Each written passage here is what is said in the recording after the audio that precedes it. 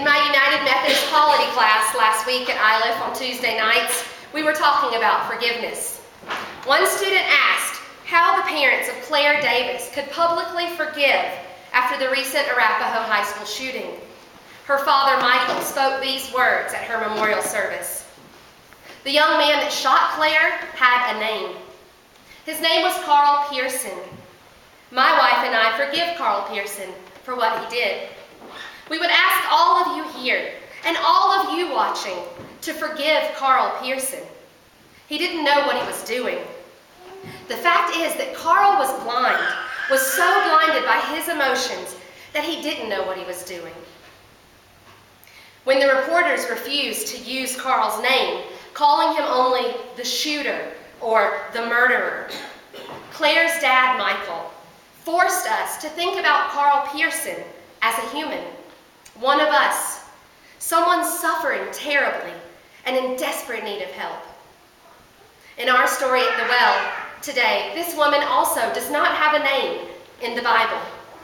However, I did some digging and found in the Eastern Orthodox tradition, she does have a name. Her name is Photine, P-H-O-T-I-N-E. I don't speak Greek very well, so I may not pronounce it correctly. Photine. Photine means the luminous one. And this woman is not immoral, or she's not to be disgraced or dismissed, as many people tell this account of the story. Rather, Photine is a woman enlightened by her encounter with Jesus, by her encounter with grace and with forgiveness. Michael Davis's forgiveness and his passionate plea for others to forgive Carl didn't just stop with forcing us to see Carl Pearson as a suffering human. Michael also challenged us to see ourselves in Carl's pain. He went on to say, unchecked anger and rage can lead to hatred, and unchecked hatred can lead to tragedy, blindness, and a loss of humanity. The last thing Desiree, Claire's mother, and I would want to perpetuate is this anger and rage and hatred in connection with our daughter Claire. Claire would never want that. There was no mention of God in Michael's speech, but it was better than most sermons I've heard on forgiveness. He took the opportunity to turn a terrible tragedy into an opportunity to think theologically. Not only is Carl Pearson a human, but we too are humans, and none of us is perfect. Each of us needs to resolve and release our unchecked emotions and prejudices, and simply let go and forgive. Michael Davis challenges us to examine our own prejudices, just like the Samaritan woman challenged Jesus when they met at the well that morning. During the time of this morning's scripture, you heard that the Jews hated the Samaritans.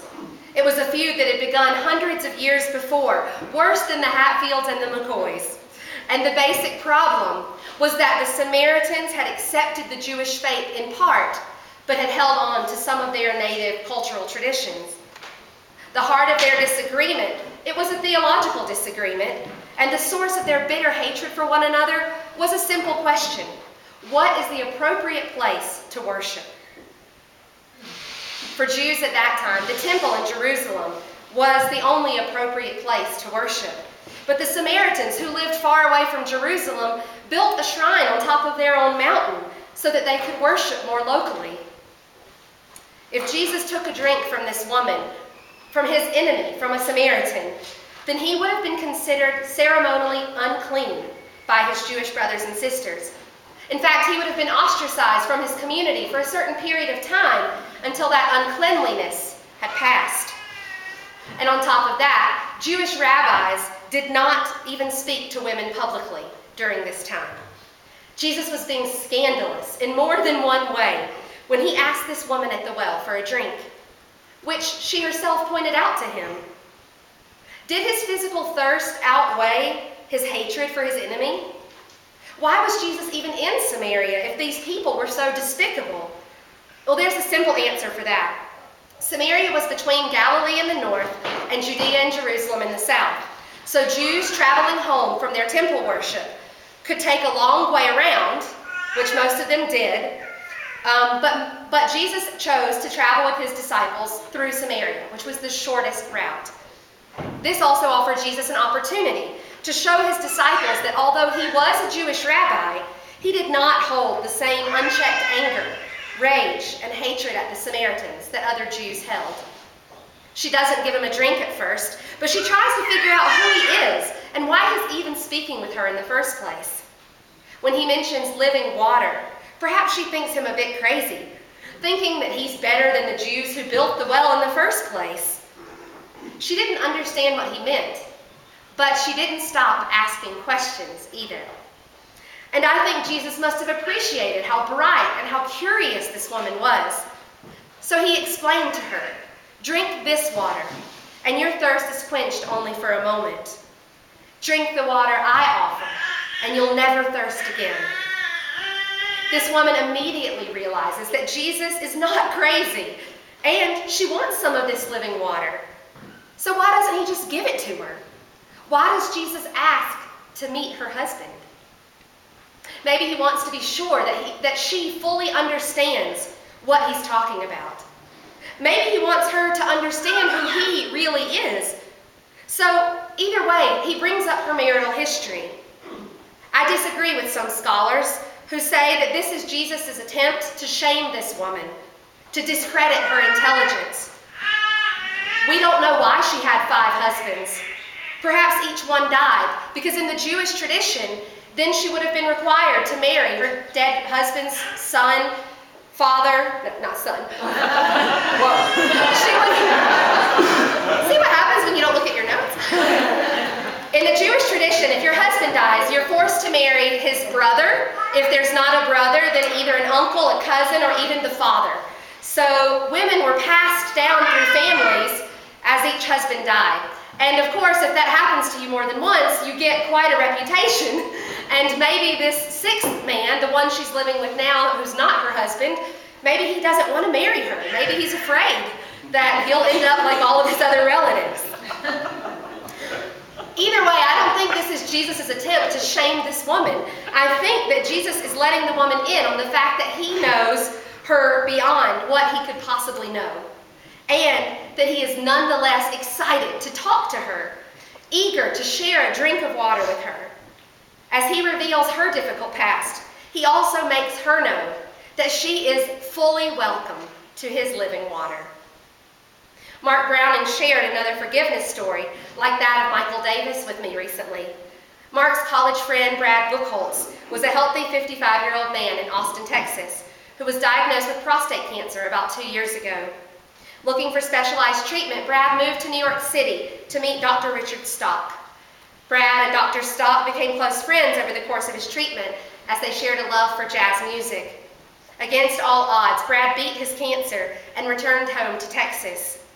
On Friday, January 10th of this year, Dr. Stock was holding his 9-year-old son Cooper's hand when a taxi cab slammed into them at the corner.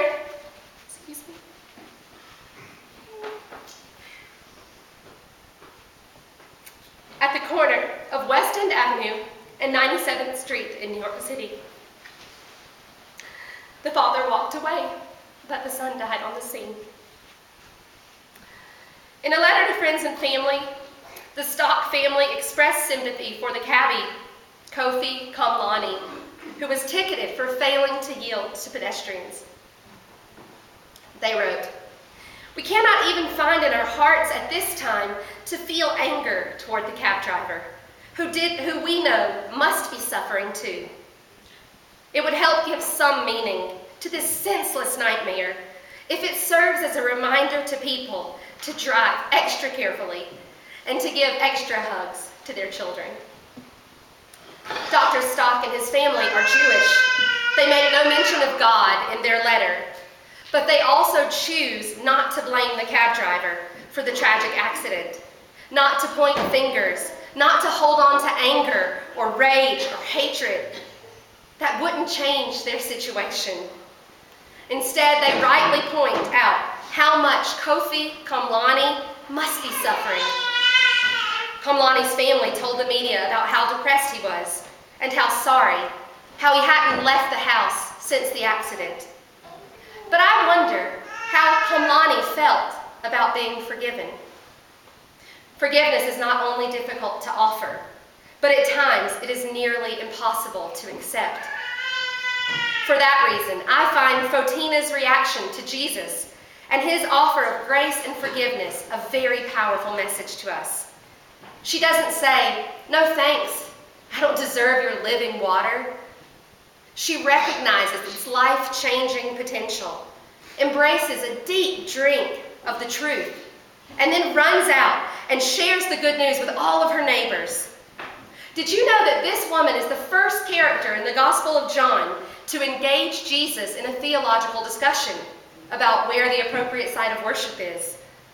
And by sharing her testimony, she becomes a disciple for Jesus in the enemy territory of Samaria, not unlike Peter or Paul, though she's not counted among the 12. Photine is remembered even today. In Oaxaca, Mexico, a celebration of the Samaritan woman is held on the fourth Friday of Lent. Churches, schools, and businesses give away fruit drinks to passers-by on the street. And for me, this is a modern reminder of the power of living water for those of us thirsting for a new beginning, a fresh start, an invitation to community and relationship with Jesus.